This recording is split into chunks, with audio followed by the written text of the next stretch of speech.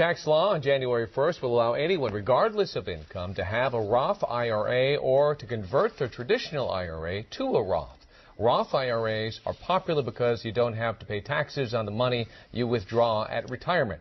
But as consumer specialist Rick Romero shows you, switching to a Roth can cost you. Rick. Well, David, if you haven't already, you will begin to hear a lot of ads and pitches to convert your traditional IRA to a Roth IRA.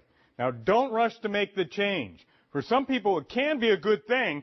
For others, it can be expensive. Even though the Shipper family of Northridge is a young family, they're planning for retirement. Sandy and her husband have been socking away some of their income in a traditional IRA. But now they want to put their money into a Roth IRA.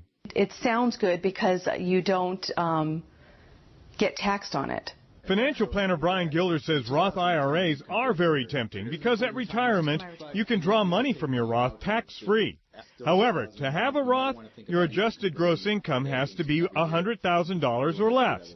But January 1st, that will change. January 1st, 2010, the government says we need the money, you can convert.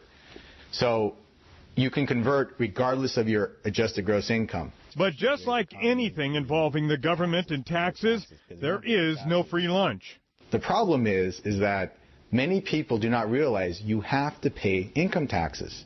That could push your federal and state income taxes into a higher bracket. The thought of having to come up with more money on the money that's already mine is really what I don't get. You know, it's my money. Why should I have to pay to move it?